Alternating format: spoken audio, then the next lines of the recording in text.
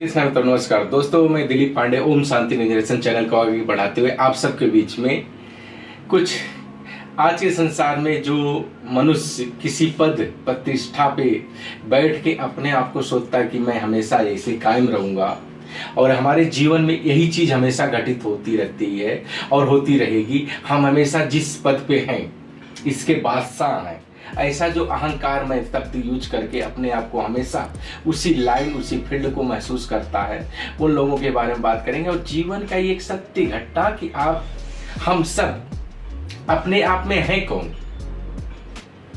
उसके पहले दोस्तों मेरा ये चैनल लाइक सब्सक्राइब और कमेंट करना ना भूलें, शेयर साथ में करें और जो नए जुड़े हो सब्सक्राइब जरूर करें।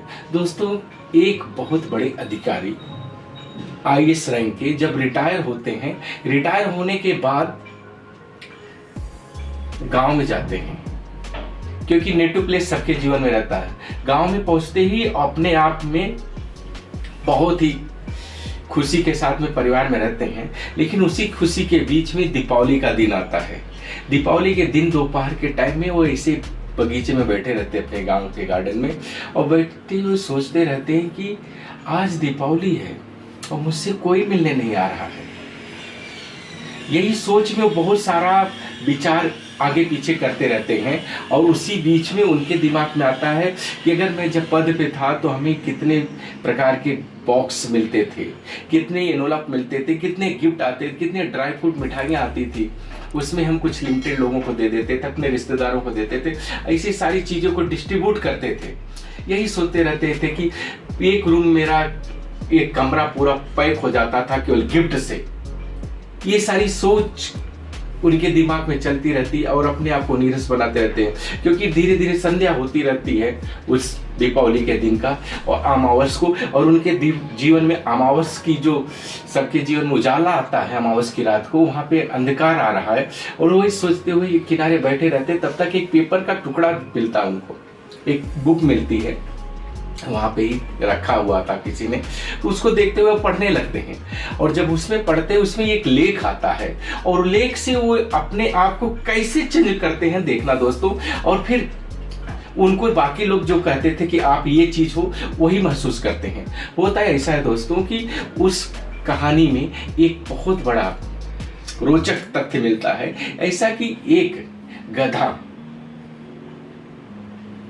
अपने पूरे शरीर के ऊपर उसका मालिक भगवान नारायण की प्रतिमा का ऐसा लेके जाते हुए रास्ते, उसके शरीर के ऊपर ऐसा लोड करके ले जा रहे थे रास्ते से।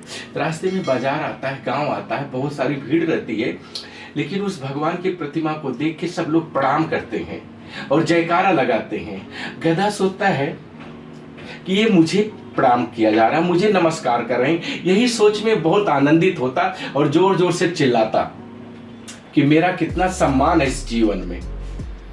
और उस मूर्ति को ले जाने के बाद जो यथा स्थान पे पहुंचा देते मंदिर के पास में, उसका मालिक वापस सारी मूर्तियों को नीचे रखता है और वापस आने के टाइम पे फिर वहां से कुछ सब्जियां उसके पेट पे लाद दी जाती है गधे की। और वो जब आते वक्त आ रहा है रास्ते में तो जोर जोर से चिल्लाता है, क्योंकि वो सोचता है कि मैं तो अभी बहुत सम्मान जाते वक्त मुझे सबने दिया है, मैं आते वक्त भी इतने सम्मान का भागीदार हूं और मुझे सब देंगे। जब वो चिल्लाता सब लोग उसको पत्थर मारते, उसका मालिक भी उसको मारता। सोचता कि कुछ टाइम पहले मैं इसी रास्ते से गया, मुझे इतना सम्मान मिला और अभी मैं रिटर्न आ रहा हूं तो मुझे इतना ज्यादा, ऐसा क्यों? तो वो मनुष्य सोचता कि यही तो मेरा भी जीवन है। तब तक उसके पीछे से उसकी धर्म पत्नी आती है और कहती है उनकी मिसेज औरत कि क्या गधों जैसे हमेशा सोचते रहते हो? तो वो सोचते हैं सच में मैं अभी ये जो सोच रहा था कि क्या गधे, तो वही चीज सबके जीवन में होता है कि जब कोई रैंक स्थान पे आप बैठ जाते हो तो आप उस स्थान को अपने अंदर सोचते हो कि हमेशा वही रहे। तो ऐसा नहीं है। जीवन में अगर कोई मंच, कोई स्थान आपको मिलता है तो उस स्थान का सम्मान करो और आगे बढ़ो। क्या होता है कि आप उसके चिपक के रहते हो और हमेशा अपने उसी एटीट्यूड में रहते हो, तो ये गलत है। आप एक सर्व सामान्य जनता मनुष्य के हिसाब से अपने आप को व्यवस्थित रखो और आगे बढ़ो। क्या है, जिस लेवल से आप आगे जाते हो उसी लेवल से नीचे भी आते हो, क्योंकि जो झटका टेनिस का बॉल दीवार पे लगता है उसी स्पीड से नीचे भी होती है। तो ये जीवन चक्र है। नारायण, ये प्रभु भगवान वेंकटेश द्वारकाधीश कन्हैया जी का सबसे अद्भुत मुस्कान जो होती है ना, वो मधुर मधुर, यही हम सबके जीवन है। क्योंकि आप जब भी अपने स्थान पर रहो, कहीं भी रहो, हंसते हुए अपने आप को प्रसन्नचित रखो, क्योंकि आपका खुश रहना बिना किसी आशा की, आप अगर खुश हो, अपने जीवन में संपन्न हो तो सब कुछ है। अगर आप केवल आशा करके कुछ करना चाहो तो कुछ भी नहीं है। और कोई स्थान से, कोई पद से अगर चिपक कर रहे हो कि ये पद मेरा है, मैं हूं, ऐसा कुछ नहीं। आप कुछ नहीं हो, सब नारायण है, सब सृष्टि का है, और इस सृष्टि के पे ये रह जाता है। अगर आप देखो तो संसार में मनुष्य जिस हिसाब से बड़ा होते जाता है ना, बहुत सारी चीजें उसकी डाइवर्ट होती चली जाती है उसके जीवन में। देखिए कि बचपन से लेके एक फिक्स एज जो जवान होता है, फिर उसका सेकंड थर्ड एज आता है, उसका फोर्थ एज आता है। उस एज में जो परिवर्तन होता है ना, यही संसार का परिवर्तन है, हम सबके विचारों का परिवर्तन है।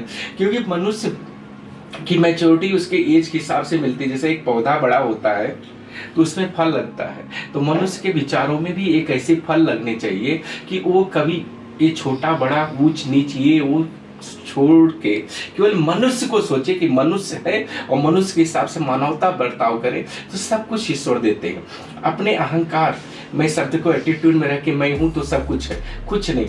आप न रहने के बाद ही सब कुछ है, और अभी भी सब कुछ है। इसके लिए पद पे रह के कभी किसी का निरादर न करिए और आगे बढ़िए।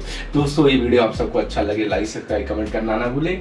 आप सबको अपने जीवन में एक पद के साथ चिपक न रह के आप संसारिक चीजों को साथ में एकदम समता पानी के तरीका बने रहिए। जय श्री कृष्ण दोस्तों, नमस्कार।